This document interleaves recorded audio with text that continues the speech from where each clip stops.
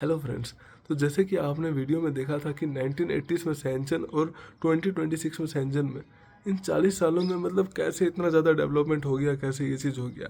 तो आज का टॉपिक बिल्कुल यही है कि कैसे मतलब सैनचन 40 सालों में इतना ज़्यादा डेवलप हो गया और कैसे मतलब थोड़ा बहुत हम कंपेयर करेंगे इंडिया से कि इंडिया क्या क्या चीज़ें सीख सकती है सैनजन से।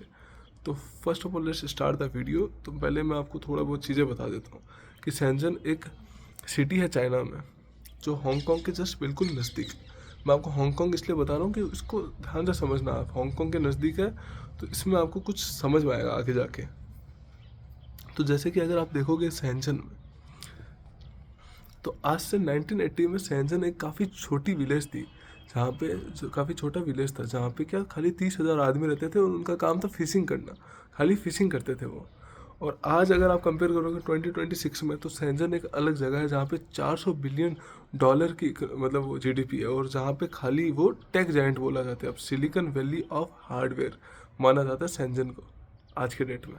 तो एक सिटी जो यहाँ से यहाँ तक 40 साल में इतनी ज़्यादा डेवलप हुई, तो उसके पीछे स्ट्रेटेजी क्या था? उसके पीछे स्ट्रेटेजी था चाइनीज़ गवर्नमेंट का। Simple 3 strategy. वो था tax incentive, export oriented and technology. अब हम एक एक करके तीनों टॉपिक पे बात करते हैं। सबसे पहले हम बात करेंगे टैक्स इंसेंटिव पे। तो टैक्स इंसेंटिव लगाने का क्या स्ट्रेटेजी था उनका? टैक्स इंसेंटिव का सिंपल स्ट्रेटेजी था, जो भी फॉरेन इन्वेस्टमेंट यहाँ पे आ रही है, फॉरेन कंपनीज यहाँ चाइना में आ रही है, उनको ना कि टैक्स ब्रेक दो, उनको टैक्स हॉलीडे दे दो। मतलब कि पहले 2 साल के लिए टैक्स बिल्कुल 0% है और अगले 3 साल के बाद टैक्स 50% है।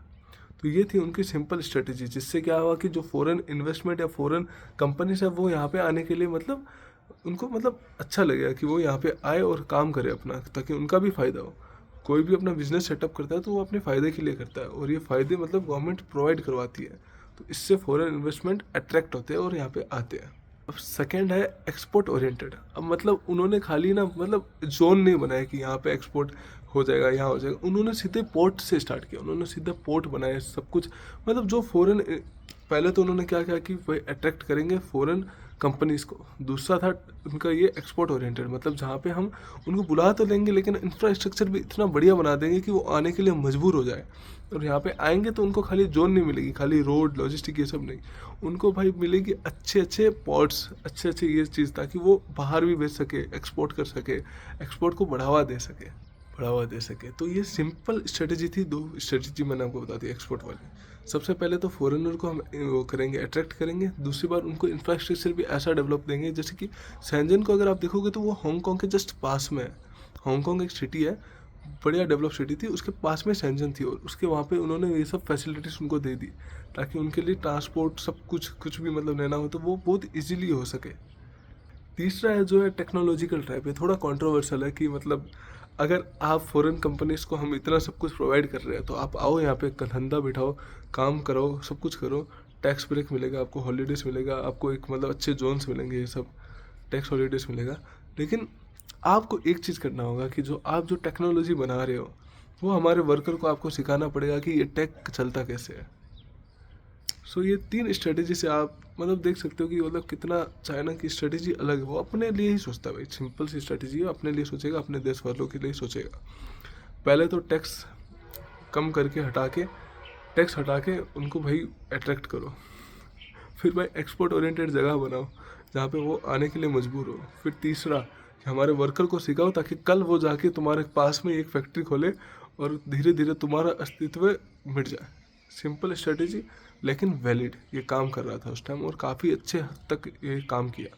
और आज आप देख सकते हो सैनजन, जहाँ पे देख लो कि कितने सारे वर्कर्स थे जो फिशिंग वगैरह करते थे, उनके बेटे बच्चे थे जो मतलब फैक्ट्रीज में इंडल्ज हो गए। अब सेम डिफरेंस अगर आप देखोगे कि इंडिया में क्या हुआ था, इंडिया में क्या हुआ था कि जो भी जैसे कि सैनजन में जो भी एग्रीकल्चर कर रहे थे, जो फिशिंग कर रहे थे, उनको उन्होंने वहाँ से हटा के इन सब काम में लाया, स्किल्ड वर्क फोर्स में लेके आए। और उसके बाद वो मतलब सर्विस भी देते, आईटी सर्विस भी देते, सब कुछ देते, सब कुछ प्रोवाइड करते हैं वो। ज़्यादा करके वो पहले मैन्युफैक्चरिंग स्किल्ड वर्क में उन्होंने लेके आया। और सेम प्रॉब्लम इंडिया के साथ है कि इंडिया में पहले क्या चल रहा है, इंडिया में पहले एग्रीकल्चर चल रहा है, एग्रीकल्चर को और बढ़ावा दिया जा रहा है। दैट्स अ गुड थिंग, कोई दिक्कत नहीं है इसमें। लेकिन उसमें दिक्कत क्या होती है कि जो एग्रीकल्चर से हट के जो जाना चाहता है उनको खाली क्या दिखाया जा रहा है, आईटी सर्विस। इंडिया खाली आईटी सर्विस प्रोवाइड कर रही है आज के टाइम में। इंडिया आईटी सर्विस सबसे ज़्यादा प्रोवाइड कर रही है। ये एक डिपेंडेंट है किस पे, यूएसए पे। जिस दिन अब जैसे अभी कल का न्यूज़ था, एंट्रोपिक क्लाउड ने एक ऐसा चीज़ लॉन्च किया, एजेंटिक एआई लॉन्च किया है जहाँ पे मतलब जो सब काम है सर्विस वगैरह वो सब एकदम चीप में प्रोवाइड करेगा।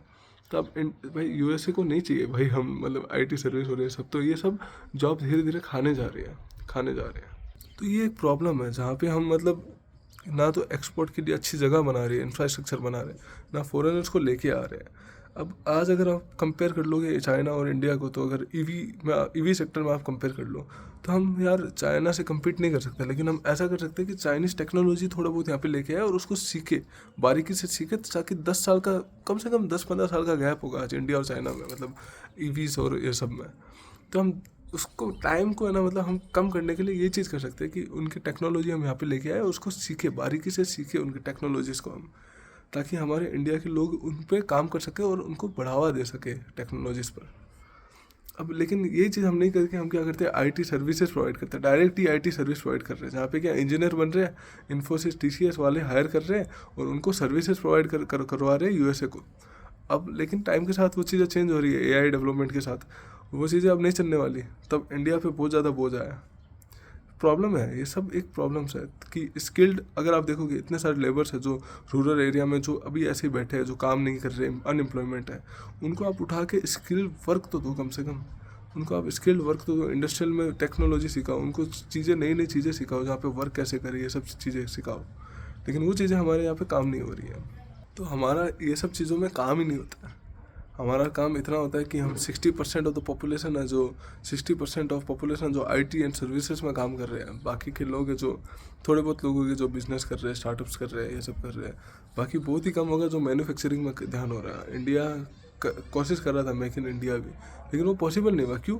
Because of certain reasons. हम बैठ के रिसर्च नहीं करते, बैठ के चीज़ें नहीं सोचते, तो ये सब चीज़ें काफ़ी इनप्रैक्टिकल है जब आप देख रहे हो ये सब चीज़ें।